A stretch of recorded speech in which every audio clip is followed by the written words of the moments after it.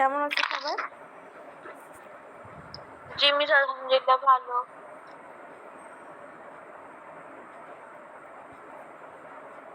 একটু কষ্ট করে ক্লাস গ্রুপগুলোতে একটু লিঙ্কটা দিয়ে দাও যাতে করে একটু সবাই আসতে পারে। মিস আসসালামু আলাইকুম। ওয়ালাইকুম আসসালাম।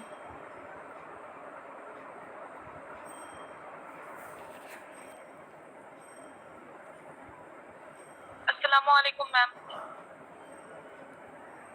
ওয়ালাইকুম আসসালাম।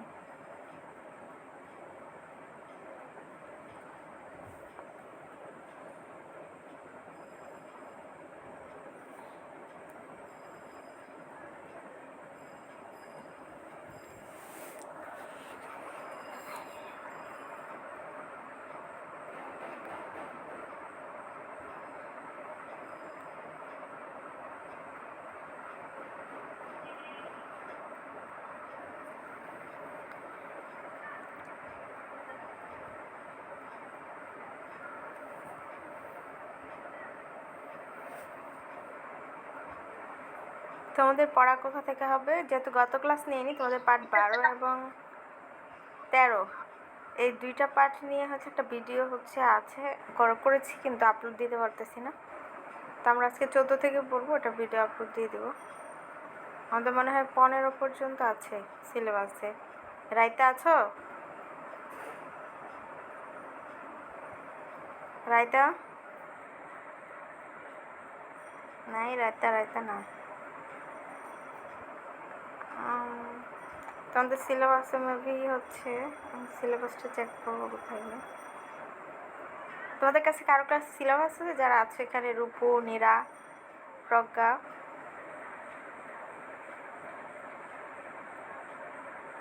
আসসালামু আলাইকুম ম্যাম। ওয়ালাইকুম আসসালাম।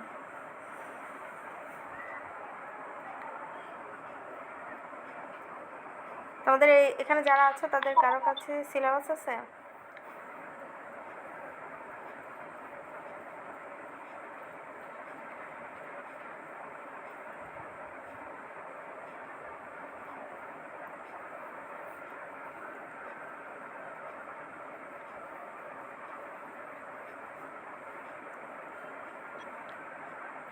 কারো কাছে সিলেবাস নেই? আজকে আমি তোমাদেরকে 12-13 পার্ট 12-13 যেহেতু ভিডিও করে রাখছি, পার্ট 14 থেকে পড়াবো। পার্ট 14 হাদিস নাম্বার 3। দেখো, যেহেতু পার্ট 12 থেকে হাদিস শুরু, 11 থেকে ইসলামের শরীয়তের দ্বিতীয় উৎস হাদিস সম্পর্কে আলোচনা শুরু হয়েছে। আর তোমাদের একটা রিভিশন পর্ব চলতেছে। তোমাদের অ্যাসাইনমেন্ট চলতেছে না? তোমাদের সব সাবজেক্টের অ্যাসাইনমেন্ট চলতেছে? সব সাবজেক্ট?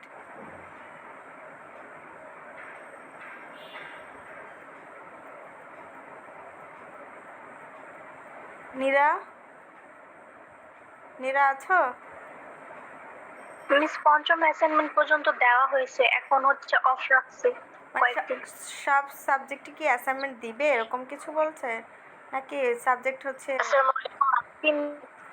মিস এক সপ্তাহে 2টা করে সাবজেক্ট দেয়। আচ্ছা, ঠিক আছে, তাহলে এটারও অ্যাসাইনমেন্ট অবশ্যই হবে মনে হয়। তো দেখো, আজকে আমরা পার্ট 14 থেকে পড়বো। পার্ট 12-13 যেহেতু ভিডিও আপলোড দিয়ে দেওয়ার চেষ্টা করতেছি, ওটা দিয়ে দিব। পার্ট 14 দানশীলতা সম্পর্কিত একটা হাদিস। তো হাদিসের শুরুতেই শব্দার্থ দেওয়া আছে। দেখো শব্দার্থগুলো। ইয়াউমুন দিন, এই শব্দটা তোমরা অনেক জায়গায় পড়ে আসছো। ইউসবিহু, সকালে উপনীত হয়, সকালে পৌঁছায়। আলা ইবাদু, বান্দাগণ। মালাকানে, দুইজন ফেরেশতা।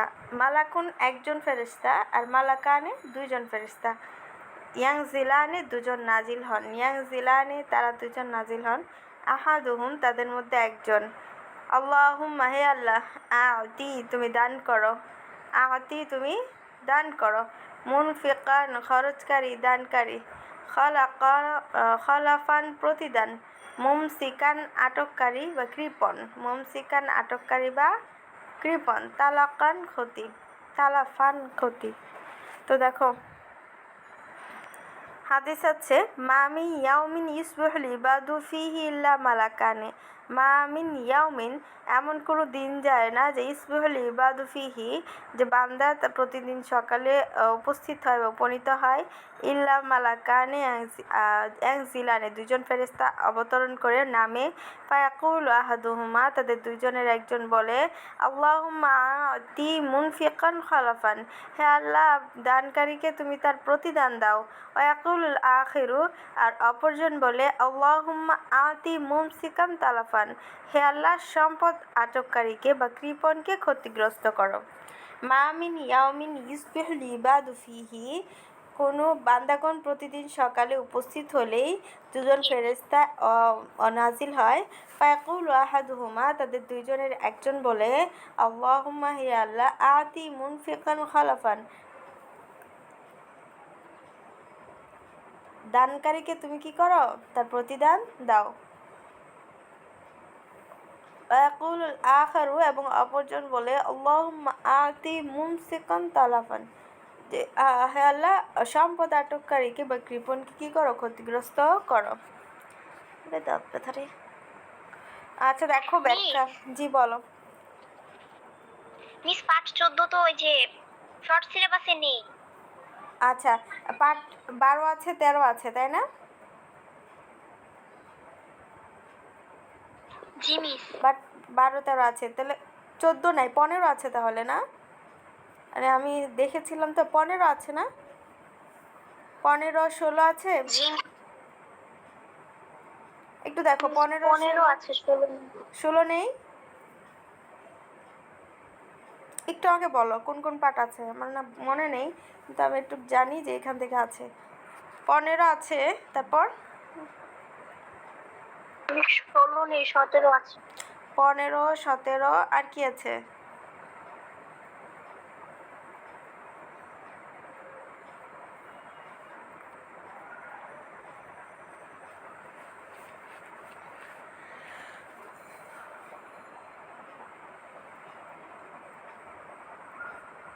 তাহলে 15 পড়ি, কিন্তু হাদিসটা পড়েছো, হাদিসটা বুঝেছো যেটা আমি পড়াইছি, ক্লাসে না থাকো সেটা বুঝতে পারছি। হাদিসটা কি আছে যে দুজন ফেরেশতা প্রতিদিনই দোয়া করে যে আল্লাহ দানকারীকে তার প্রতিদান দান করো আর কৃপণকে কি করো ক্ষতিগ্রস্ত করো, ধ্বংস করো। দেখো পার্ট 15 হাদিস নাম্বার 4, 3 নম্বর হাদিস নেই শর্ট সিলেবাসে। বৃক্ষরোপণ সম্পর্কিত হাদিস। মুসলিমুন মুসলমান ইয়াগরিসু রোপণ করে, বপন করে রোপণ করে, মিনহু তা থেকে, তয়রুন পাখি, পাখি আরবি কি দেখো, তয়রুন পাখি আরবি কি, তয়রুন, কিছু কিছু আরবি শব্দ মনে থাকা আবশ্যক। পাখি আরবি কি তয়রুন।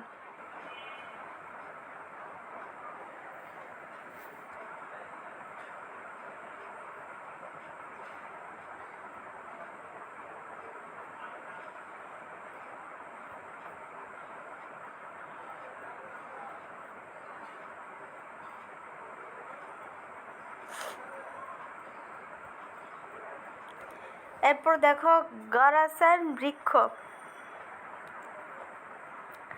ইয়াজরাউ চাষ করে আবাদ করে, জারান ফসল, ইয়াকুলু ভক্ষণ করে খায়, ইনসানু মানুষ, বাহিমাতুন চতুষ্পদ জন্তু, ইল্লা ছাড়া, সদাকাতুন সদকা। তো গরাসান বৃক্ষ, ইয়াজরাও আবাদ করে চাষাবাদ করে, যারা আন ফসল, ইয়াকুলু ভক্ষণ করে, ইনসানু মানুষ, বাহিমাতুন চতুষ্পদ জন্তু, ইল্লা ছাড়া ব্যতীত, সদকাতুন সদকা বা দান। তো দেখো মামিন মুসলিমিন কোনো মুসলমান যদি ইয়াগরিসু গরাসান কোনো বৃক্ষরোপণ করে, আও ইয়াজরাউ জারান অথবা কোনো ফসল আবাদ করে, ফায়াকুলু মিনহু তয়রান অতঃপর সেই গাছ থেকে অথবা ফসল থেকে কোনো পাখি খায়, আও ইনসানুন অথবা কোনো মানুষ খায়, আও বাহিমাতুন অথবা কোনো চতুষ্পদ জন্তু খায়, তাহলে ইল্লা কানা লাহু বিহি সাদাকাতুন, তাহলে তা তার জন্য কি হবে সদকা হিসেবে গণ্য হবে। তাহলে সেটা তার জন্য কি হিসাবে গণ্য হবে সদকা, সুবহানাল্লাহ। দেখো কোনো মুসলমান যদি কোনো গাছ লাগায় অথবা কোনো ফসল আবাদ করে, তার থেকে কোনো পাখি, মানুষ, চতুষ্পদ জন্তু কিছু খায় অথবা সেখান থেকে কোনো উপকার গ্রহণ করে, তাহলে তার তার জন্য কী হবে? সদকা হিসেবে গণ্য হবে। হাদিসের ব্যাখ্যা দেখো। আর্থসামাজিক উন্নয়ন ও পরিবেশ রক্ষার গুরুত্ব বর্ণনায় হাদিসটা বিশেষভাবে উল্লেখযোগ্য। এই হাদিসে মহানবী সাল্লাল্লাহু আলাইহি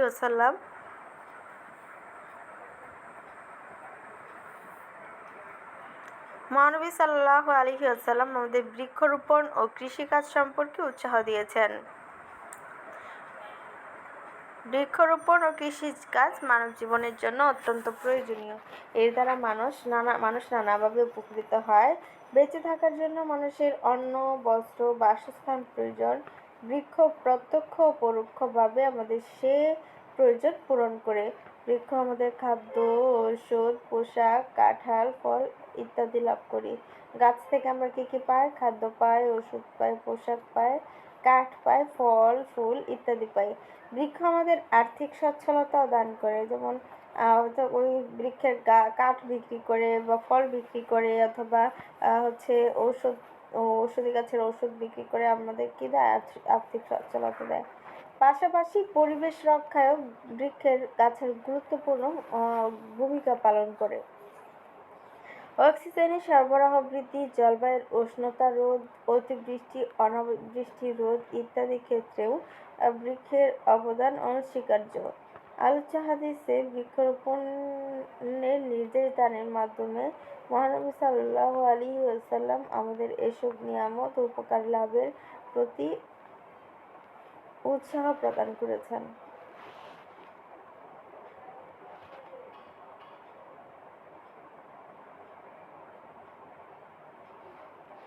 আমরা অনেকেই বৃক্ষরোপণ বা কৃষিকাজকে ছোট বলে ঘৃণা করি, কিন্তু প্রকৃতপক্ষে কোনো কাজই ছোট নয়। সৎভাবে করা সকল কাজই উত্তম। বৃক্ষরোপণে কোনো লজ্জা নেই, বরং এটা সওয়াবের কাজ।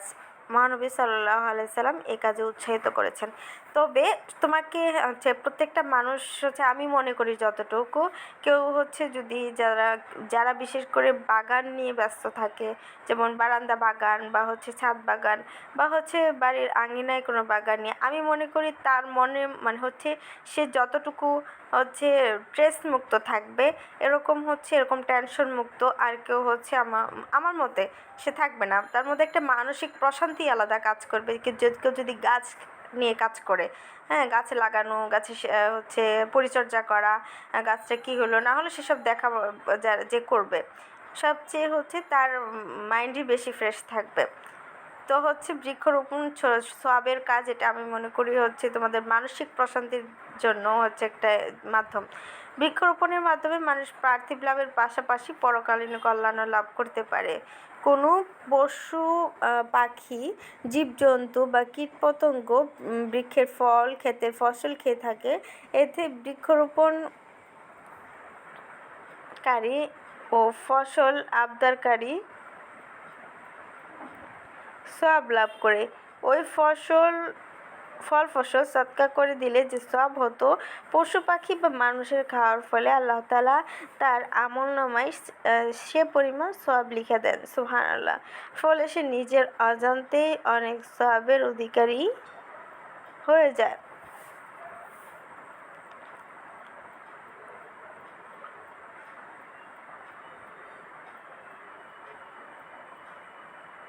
তো এই হাদিস থেকে আমরা কি কি শিক্ষা লাভ করতে পারি? 1. বৃক্ষরোপণ পুণ্যের কাজ, নেকের কাজ। বৃক্ষরোপণের দ্বারা মানুষ আর্থিকভাবে লাভবান হয়, পরিবেশ সংরক্ষিত থাকে, পাশাপাশি আখিরাতেও প্রতিদান পাওয়া যায়। 3. মহানবী সাল্লাল্লাহু আলাইহি ওয়াসাল্লাম আমাদের গাছ লাগানোর প্রতি, বৃক্ষরোপণের প্রতি উৎসাহ দিয়েছেন।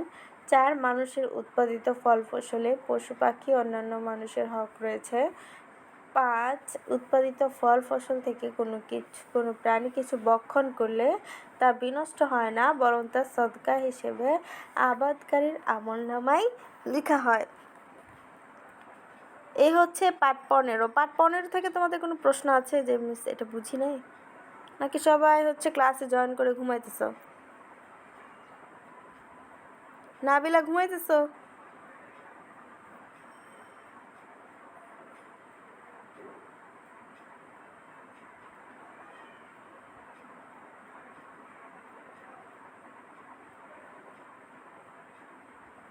কেউ নাই, সবাই ঘুমাইতেছে? সুমাইয়া নো মিস আছি। সুমাইয়া আছে শুধু, আর সবাই ঘুমায় গেছে। তোমার কোনো প্রশ্ন নাই যে মিস এটা বুঝি নাই? মিস এটা তো সহজ ছিল। আচ্ছা, তো পার্ট 16 আছে আমাদের পড়া, নো সিলেবাসে মিস 17 আছে। 17 আছে। তো আজ পাঠ 17 পড়ি। হাদিস নাম্বার 6, মানব প্রেম ও সৃষ্টির সেবা সম্পর্কিত হাদিস। তো দেখো শব্দার্থ দেখি। আল খালকু সৃষ্টি জগৎ, মাখলুক সমগ্র সৃষ্টি, সৃষ্টিকল। ইয়ালুন পরিবার, পরিজন, আপনজন। আহাব্বু অধিক প্রিয়, সর্বাধিক প্রিয়।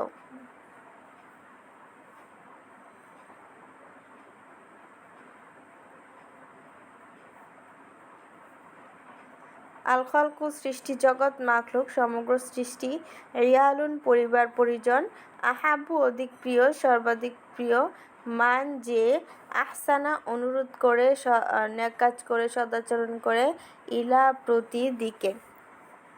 তো দেখো হাদিসটা কি? আল খালক ইয়ালুল্লাহি ফা আহাব্বুল খালকি ইলাল্লাহি মান আহসানা ইলা ইয়ালিহি। সমগ্র সৃষ্টি আল্লাহ তাআলা পরিবার। আল খালকু ইয়ালুল্লাহি সমগ্র সৃষ্টিকুল আল্লাহ তাআলার পরিবার।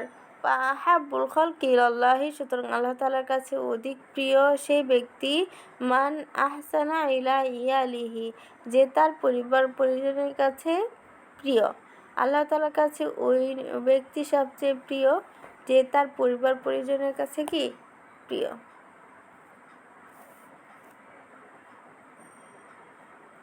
আল্লাহ তাআলা সকল কিছু স্রষ্টা, তিনি খালিক, তিনি ব্যতীত বাকি সব কিছুই যা আছে সব তারই সৃষ্টি। মানুষ যেমন তার সৃষ্টি, তেমনি কীটপতঙ্গও তার সৃষ্টি। মোট কথা জিন ইনসান, আসমান জমিন, পাহাড় পর্বত, নদী নালা, সাগর উপসাগর, মহাসাগর, পশু পাখি,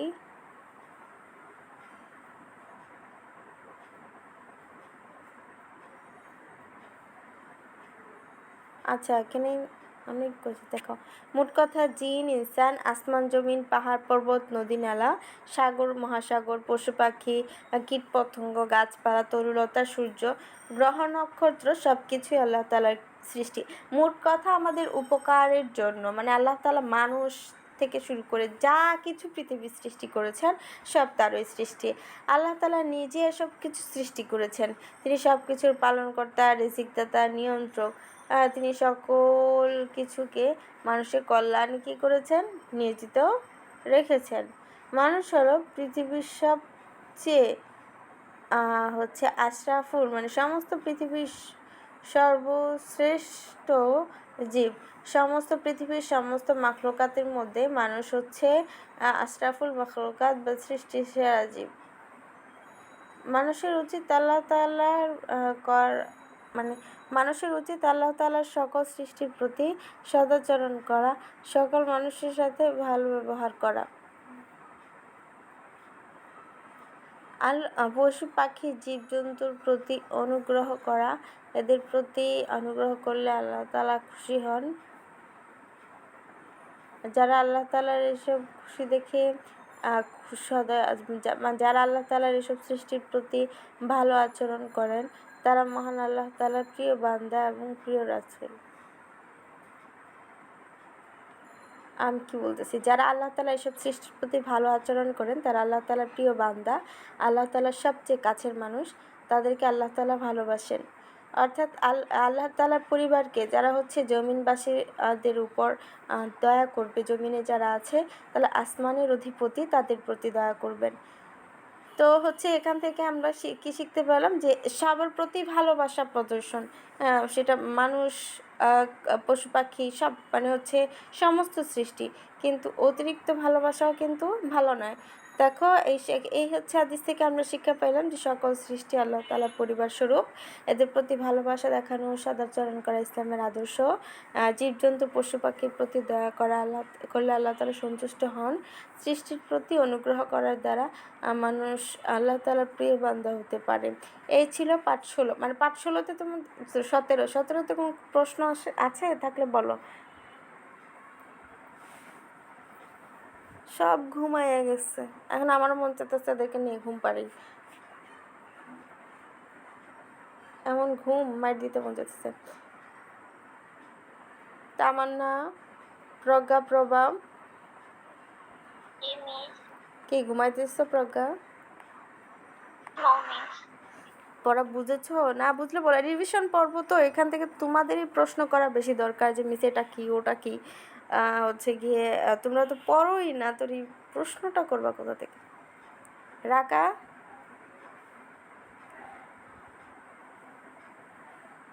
রাকা নাই?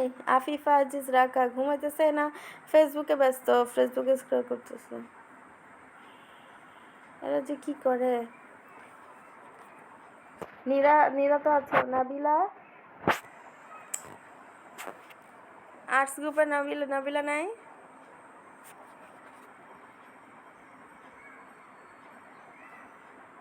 আচ্ছা, 5, 16 পড়লাম, 18 পড়লাম নাই, তাই নাকি? কি কি পড়ছি? 15 আর 17 পড়ছি। এখন কি মানে হচ্ছে 18 আছে তোমাদের সিলেবাসে নাকি 19 আছে? No miss. 19 আছে? 21 আছে, 19 20 নেই। 19 20 নেই, তাহলে 18 নেই?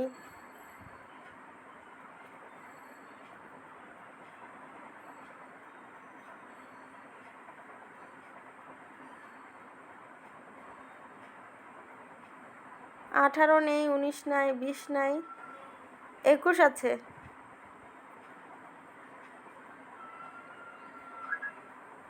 রাইতে আছো?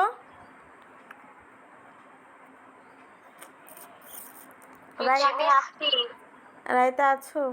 তো হচ্ছে আমাদের হচ্ছে পাঠ 18, 19, 20 এই 3টা সিলেবাসে না, শর্ট সিলেবাস, একটু খেয়াল করো তো। তোমারটা হচ্ছে আছে, আমি হচ্ছে এখানে রেকর্ড হচ্ছে তো দেখতে পাচ্ছি না।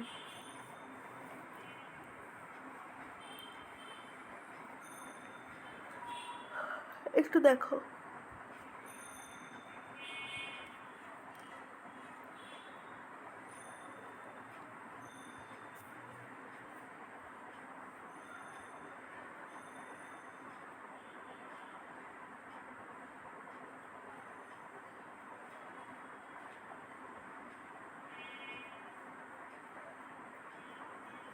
দেখা হয়েছে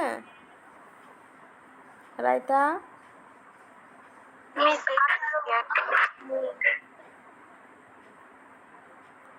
আমি হচ্ছে আমার তো মুহূর্তে ঢুকতে পারবো না, আমি রেকর্ড হচ্ছে আমি যেতে পারছি না, ভেজাল লাগতেছে এখন আমার।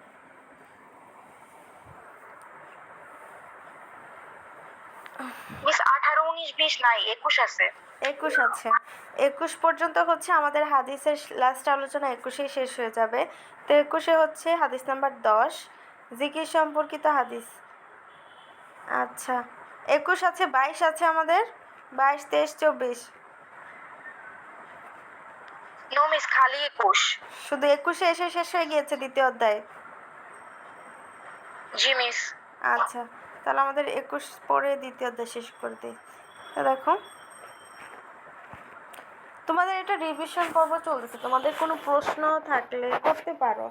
আর তোমাদের তো কোনো পরীক্ষা হবে না, অ্যাসাইনমেন্ট যেহেতু স্থগিত, তাহলে এক কাজ দাঁড়াও, আগামী ক্লাসে তোমাদের পরীক্ষা নিব ইনশাল্লাহ। দিতে পারবা? অধ্যায় 1, 2 কথা বলো। মিস কোন অধ্যায়?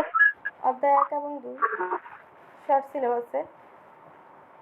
যেহেতু তোমাদের গুগল ফর্মে পরীক্ষা হলে তো অবজেক্টিভই হবে, পারবা না? আপনার কথা শোনা যায় না। আমার কথা শোনো না? এখন থেকে মিস। তোমাদের গুগল ফর্মে অধ্যায় 1 এবং 2 থেকে পরীক্ষা নেব, পারবা? আগামী ক্লাসে। জি মিস, আচ্ছা, একটা একটা অধ্যায় নেন। একটা অধ্যায় দিব। অধ্যায় 1 এবং 2 দুইটারই তো হচ্ছে অল্প পড়া। তোমাদের তো সিলেবাস শর্ট সিলেবাস, আর তোমাদের অ্যাসাইনমেন্টও নেই, কাজও নাই, দুটোই থাকবে। দেখো, পার্ট 21 হাদিস 10 হচ্ছে জিকির সম্পর্কিত হাদিস। তো আমরা শব্দার্থ পড়ি। কালিমাতানে দুটি বাক্য, হাবিবাতানে খুবই প্রিয়, আর রহমান দয়াময়, খফিফাতানে খুবই সহজ, আর লিসান জিহ্বা সাকিলতানে খুবই ভারী, আর মিজান দাড়িপাল্লা, সুবহানা মহাপবিত্র, হামদিহি তার জন্য সকল প্রশংসা, আল আজিম মহামহিম। তো কালিমাতানে হাবিবাতানে ইলার রহমান, কালিমাতানে দুইটি বাক্য এমন রয়েছে, হাবিবাতান যেটি খুবই প্রিয়, ইলার রহমান দয়াময় প্রভুর কাছে, খফিফাতানে আলাল লিসান এবং হচ্ছে উচ্চারণে সহজ, সাকিলাতানে ফিল মিজান এবং দাড়িপাল্লায় ভারী, সুবহানাল্লাহি ওয়া বিহামদিহি। বাক্য দুটি কি? সুবহানাল্লাহি ওয়া বিহামদিহি সুবহানাল্লাহিল আযীম। ওই বাক্য দুটি হচ্ছে সুবহানাল্লাহি ওয়া বিহামদিহি সুবহানাল্লাহিল আযীম। তুমি যতবারই পড়ো ততই সওয়াব হবে, এবং এই বাক্যগুলো হচ্ছে আমাদের নেকের পাল্লাকে ভারী করবে। হ্যাঁ, মিজানে যখন আমাদের হচ্ছে বিচার হবে, তখন দাঁড়িপাল্লায় মিজানে সবচেয়ে ভারী হবে এই দুটি বাক্য। সবাই পারো এই হচ্ছে হাদিসটা, সুবহানাল্লাহি ওয়া বিহামদিহি সুবহানাল্লাহিল আযীম? পারো তোমরা? এখানে 17 জন আছো, 17 জন পারো? যারা পারো না এটা পড়ে নিও, মুখস্থ করে নিও। দেখো, আমরা হচ্ছে যতই পড়াশোনা করি আর যাই করি না করি, আমাদের অবশ্যই প্রত্যেকেই কবরে যেতে হবে, কবরের হিসাব নিকাশ প্রতিটা জিনিসে দিতে হবে। দেখো, তোমরা যে পড়াশোনা করতেছো, হ্যাঁ, হচ্ছে এই পড়াশোনাগুলো কিন্তু কবরে কোনো কাজে আসবে না। কোনো কাজে আসবে? আখিরাতে এগুলো কোনো কাজে আসবে? সব হচ্ছে না। তুমি যদি এই যে ধর্ম ক্লাসটা করতেছো, নিয়ত করে বসো, আল্লাহ তোমাকে জানার জন্য, তোমার বিষয়গুলো জানার জন্য, মানার জন্য আমি হচ্ছে এই পড়াটা পড়তেছি, তাহলে সব হবে। আর এমনি হচ্ছে না, আমার ক্লাসের দায়িত্ব, আমি ক্লাস করতে বসছি, তাহলে কোনো সব হবে না। কারণ হচ্ছে তোমরা প্রথমদের 1 নম্বর হাদিস ছিল, ইন্নামাল আমালু বিন্নিয়াত, আমলের প্রতিদান নিয়তের উপর নির্ভরশীল। তুমি যেমন আমল নিয়ত করবে তেমনই হচ্ছে ফলাফল পাবে। তো হচ্ছে আমি বলি তোমাদের হচ্ছে অনেক কিছু যেমন ক্লাস সম্ভবত 7-এ হচ্ছে তোমাদের হচ্ছে মোনাজাতমূলক হাদিস 3টা হাদিস গিয়েছে। ওই হাদিসগুলো কিন্তু হচ্ছে আমাদের জন্য হচ্ছে সবসময় পড়ার জন্য, আমলের জন্য খুবই উপকারী। তো এখানে হচ্ছে আমরা পড়তেছি সুবহানাল্লাহি ওয়া বিহামদিহি সুবহানাল্লাহিল আযীম। এটা বুখারী শরীফের সর্বশেষ হাদিস। হ্যাঁ, আমি যখন পড়াশোনা করি, লাস্ট হাদিস এটা আমরা পড়েছি বুখারী শরীফের। তো বুখারী শরীফের শেষ হাদিস, এবং হচ্ছে এই হাদিসটা হচ্ছে এই হাদিসে যে বাক্যগুলো আছে সেগুলো হচ্ছে মিজানের পাল্লায় ভারী এবং হচ্ছে উচ্চারণে সহজ, আল্লাহ তাআলার কাছে অনেক প্রিয়। হ্যাঁ, এবং হচ্ছে খুবই গুরুত্বপূর্ণ, এবং হচ্ছে যেটা আমাদের দরকার যে মিজানের পাল্লাকে ভারী করবে, সেটাও সে এই বাক্যগুলো করে। তো বাক্যগুলো কি? সুবহানাল্লাহি ওয়া বিহামদিহি সুবহানাল্লাহিল আযীম। রাসূল সাল্লাল্লাহু আলাইহি সাল্লাম হচ্ছে উম্মতের জন্য সবচেয়ে বেশি কল্যাণকামী। এর জন্য তিনি আমাদের অনেক বরকতময় এই দোয়া দুটি জিকির হিসেবে শিক্ষা দিয়েছেন, এবং এর ফজিলতও বর্ণনা করেছেন। আচ্ছা, এই বাক্য দুটি দ্বারা আল্লাহ তাআলার নিকট অত্যন্ত প্রিয়, এবং কেননা এই বাক্য দুটি এতে মহান আল্লাহ তাআলার পবিত্রতা, মহিমা ও প্রশংসা বর্ণনা করা হয়েছে।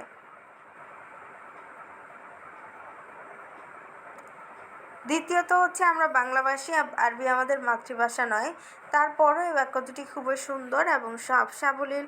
আমরা খুব সহজে এগুলো উচ্চারণ করতে পারি, মুখস্থ করতে পারি, এবং এগুলো উচ্চারণে কোনোরূপ জিহ্বার আড়ষ্টতা সৃষ্টি হয় না, কোনো কষ্ট হয় না। মোট কথা, এই দুটি বাক্য সহজ, সরল এবং সুন্দর বাক্য। বাক্য দুটি কি কি? সুবহানাল্লাহি ওয়া বিহামদিহি সুবহানাল্লাহিল আযীম। আচ্ছা, তোমাদের হচ্ছে দ্বিতীয় অধ্যায় থেকে কোনো প্রশ্ন থাকলে এখন করতে পারো যে মিস এটা বুঝি না, এরকম কিছু আমি আগামীতে ক্লাসে তো অবশ্যই ইনশাল্লাহ হচ্ছে গিয়ে গুগল ফর্মে পরীক্ষা নিব। আমি দুইটা অধ্যায় থেকে অধ্যায় 1 এবং হচ্ছে গিয়ে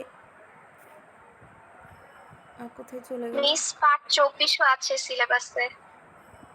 আচ্ছা পড়াচ্ছি। আমার জুম অ্যাপ কোথায় চলে গেছে? আমি মিটিং থেকে বের হয়ে গেছি নাকি? আচ্ছা, পার্ট 24ও আছে।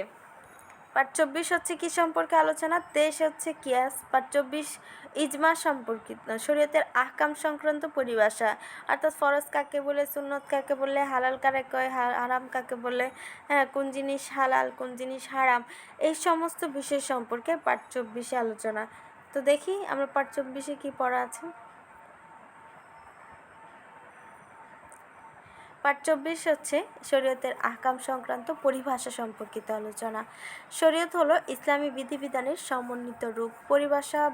ভাষায় শরীয়ত বলতে এমন সুদৃঢ় সোজা পথকে বোঝায় যার দ্বারা তার অবলম্বনকারী ব্যক্তি হেদায়াত ও সামঞ্জস্যপূর্ণ কর্মপন্থা লাভ করতে পারে। আর আহকাম হলো বিধানাবলী। প্রতিটি বিষয়ে নিজস্ব কিছু পরিভাষা থাকে। ইসলামী শরীয়তেও এরকম কিছু পরিভাষা বিদ্যমান রয়েছে। বারবার এমন হয়ে যাচ্ছে কেন? এসব পরিভাষার মাধ্যমে শরীয়তের বিধানাবলীর পর্যায়ক্রমিক বা ধারাবাহিক গুরুত্ব উপলব্ধি করা যায়, বোঝা যায়। ইসলামী শরীয়তের আহকাম বা বিধানাবলী সংক্রান্ত পরিভাষাগুলির মধ্যে উল্লেখযোগ্য হচ্ছে ফরজ, ওয়াজিব, সুন্নত, মুস্তাহাব, মুবাহ ইত্যাদি। এ পাঠে আমরা উল্লেখিত পরিভাষা সম্পর্কে পরিচয় সম্পর্কে জানব। তো প্রথমে আমরা ফরজ সম্পর্কে জানব। ফরজ কাকে বলে আর ফরজ অর্থ কী? ফরজ অর্থ অবশ্য পালনীয়, অত্যাবশ্যক। শরীয়তের যেসব বিধান কোরআন সুন্নাহর অকাট্য দলিল দ্বারা অবশ্য কর্তব্য অলঙ্ঘনীয় বলে প্রমাণিত তাকে ফরজ বলা হয়। ফরজ কাজ কোনো অবস্থাতেই পরিত্যাগ করা যায় না। ফরজ অস্বীকার করলে ঈমান থাকে না, এর অস্বীকারী কাফের হয়। আর এগুলো পালন না করলে, অর্থাৎ ফরজ পালন না করলে কবিরা গুনাহ বা মারাত্মক গুনাহ হয়।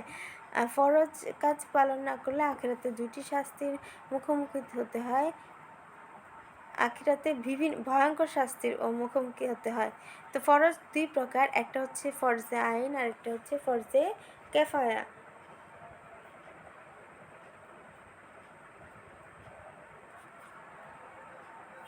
যেমন হচ্ছে কেন, কোথা থেকে কোথায় চলে গেছে? ধুত্তেরি।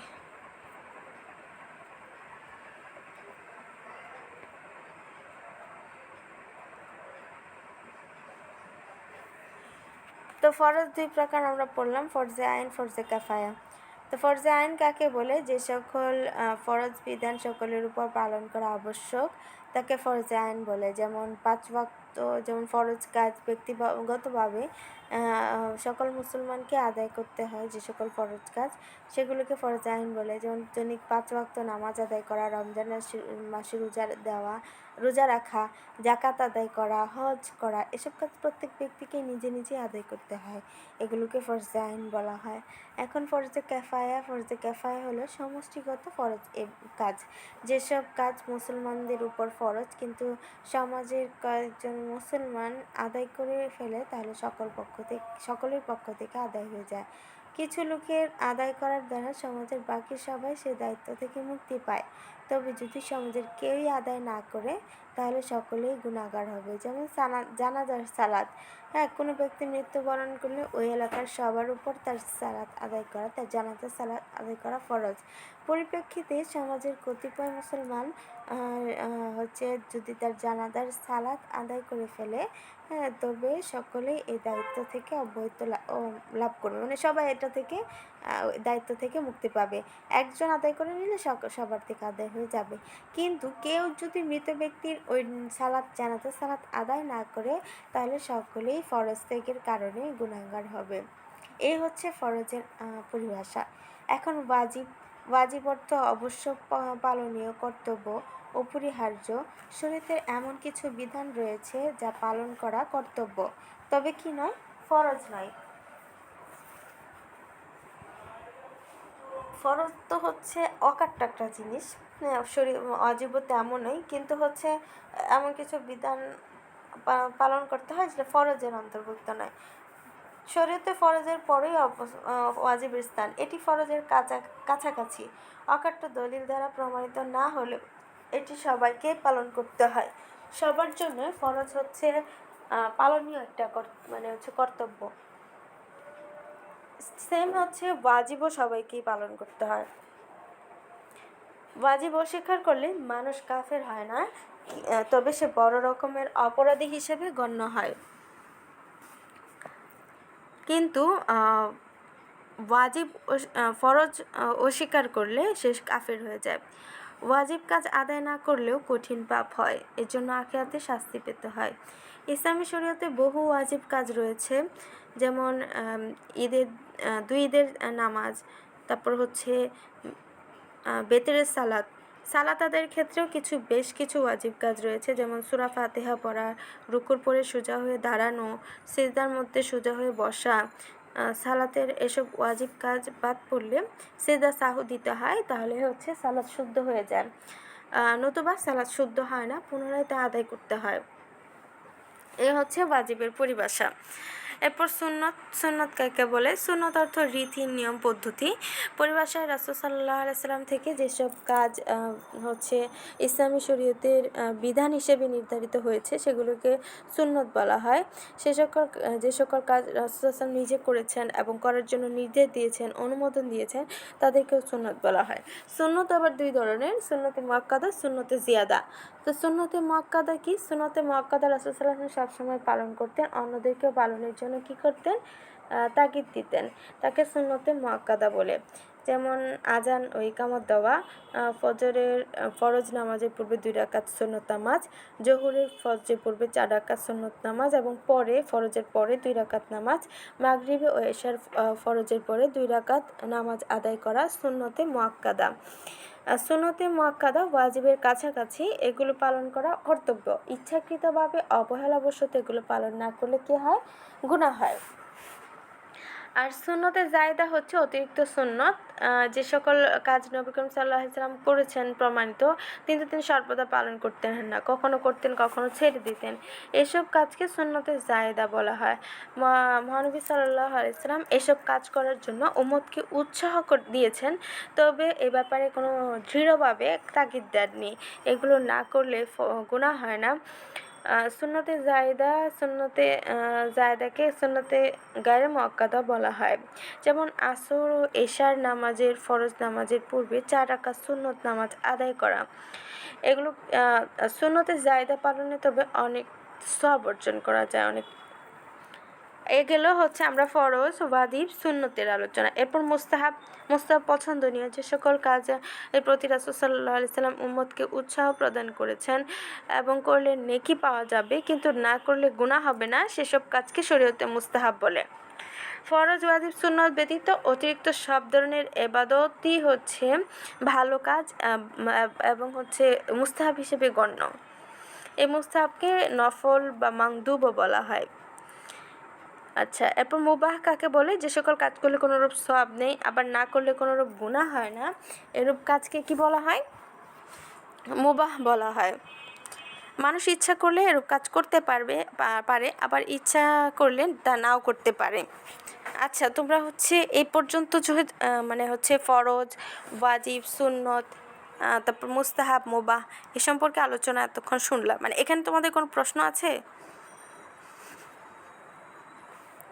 দেখো আবার ঘুমায় গেছে সবগুলো। আচ্ছা, তো এখন আমরা জানবো যে কোন জিনিসটা আমাদের জন্য হালাল, কোন জিনিসটা হারাম। পার্থিব জীবন মানুষের জন্য পরীক্ষার হলস্বরূপ। আল্লাহ তাআলা মানুষের জন্য বিশ্বজগতের সব কিছুই সৃষ্টি করেছেন। তিনি বলেন, হুয়াল্লাযী খালাকালাকুম মা ফিল আরদি জামিআ। তিনি ওই সত্তা যিনি তোমাদের জন্য পৃথিবীর সব কিছু সৃষ্টি করেছেন। এসব কিছু সৃষ্টির উদ্দেশ্যই হচ্ছে মানুষকে